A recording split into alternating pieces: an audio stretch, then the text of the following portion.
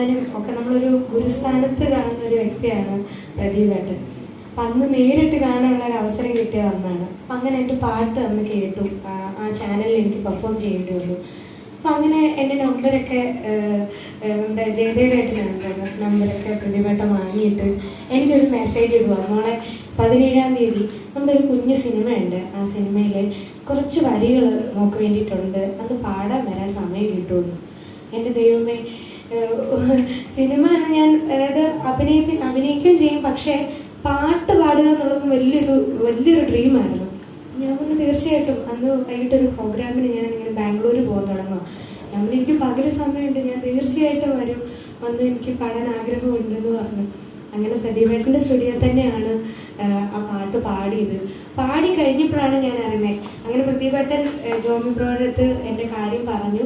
അപ്പം അങ്ങനെ ഓക്കെ ആയി. ഞാൻ ചെന്നു, പാട്ട് പാടി കഴിഞ്ഞപ്പോൾ ഞങ്ങൾ സ്റ്റീവൻ സാറും ഞങ്ങളെല്ലാവരും ചേർന്നിരുന്നിട്ടൊരു ചെറിയൊരു ചാനലിന് വേണ്ടിയിട്ട് ഞങ്ങളൊരു ഇൻ്റർവ്യൂ കൊടുത്തിട്ടുണ്ടായിരുന്നു. അപ്പോഴാണ് നമ്മുടെ ഓൾഡ് ഏജ് ഹോമെന്നും ഇതിൻ്റെ ഇപ്പം സാറ് പറഞ്ഞു, കണ്ടന്റുകളാണ് ഇപ്പോൾ ഒരു സിനിമയുടെ നായകൻ, അല്ലെങ്കിൽ ആ ഒരു വാക്ക് എനിക്ക് ഭയങ്കര ഇഷ്ടപ്പെട്ടു.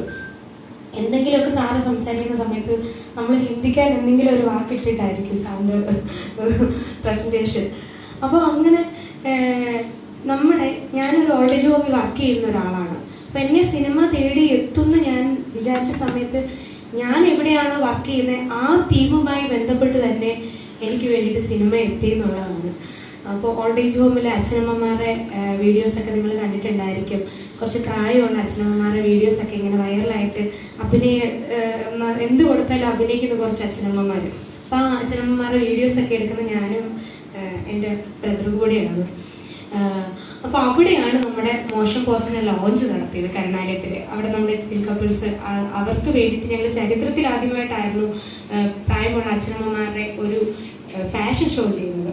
അപ്പോൾ അവരെ ഞങ്ങൾ റെഡിയാക്കി അവർക്ക് ഇഷ്ടമുള്ള വേഷങ്ങൾ, അവർ പറഞ്ഞ വേഷങ്ങളിലേക്ക് അവരെ ആക്കി ഞങ്ങൾ റാമ്പൊക്കെ സെറ്റ് ചെയ്ത് അവരെയും ഞങ്ങൾ ലിറ്റിൽ കപ്പിൾസിനെയും ഒരു റാമ്പൊക്കെ നടത്തിയിട്ടുണ്ടായിരുന്നു. അങ്ങനെ അവിടെ വന്ന നമ്മുടെ അന്ന് മോഷൻ പോസ്റ്റർ ലോഞ്ച് ചെയ്തത് ധന്യ മേരി വർഗീസ് ആയിരുന്നു. അങ്ങനെ ഒരുപാട് പേര്, സുനിസാറടക്കം നമ്മുടെ കരുണാലയത്തിൽ അച്ഛനമ്മമാരെ കാണാൻ വേണ്ടിയിട്ട് വന്നു.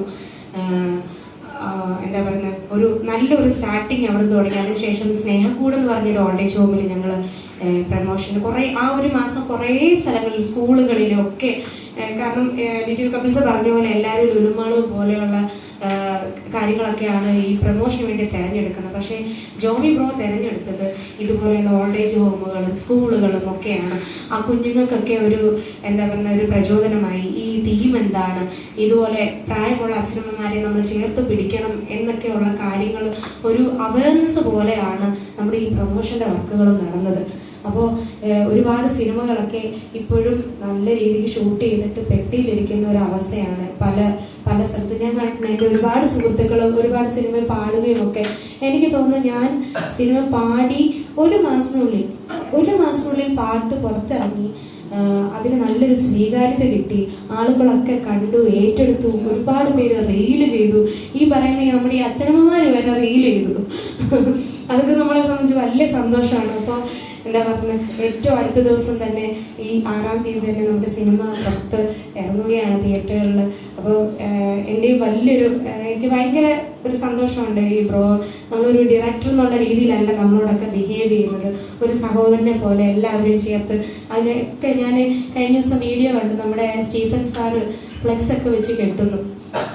അതിൽ വലിയൊരു റോൾ ചെയ്തൊരു വ്യക്തിയാണ്. അത്രയും ഇതായിട്ട് അവർ ഇതിന്റെ പുറകെ ഭയങ്കരമായിട്ട് കിടന്ന് കഷ്ടപ്പെടുകയാണ്. അപ്പോൾ ഒരു നല്ലൊരു വിജയമാവട്ടെ. എനിക്ക് ഒരുപാട് സന്തോഷമുണ്ട്. ഒക്കെ നമ്മൾ പോയ സ്ഥലങ്ങളിലൊക്കെ ആളുകളുടെ പ്രാർത്ഥനയുണ്ട്. അപ്പോൾ ഒരുപാട് സന്തോഷത്തോടെ ഈ ഒരു അവസരം തന്നെ പ്രദീപായിട്ടും ജോബി ബ്രോയ്ക്കും ഒക്കെ നന്ദി പറഞ്ഞുകൊണ്ട് എൻ്റെ വാക്കുകൾ ഉപസംഹരിക്കണം. Thank you so much.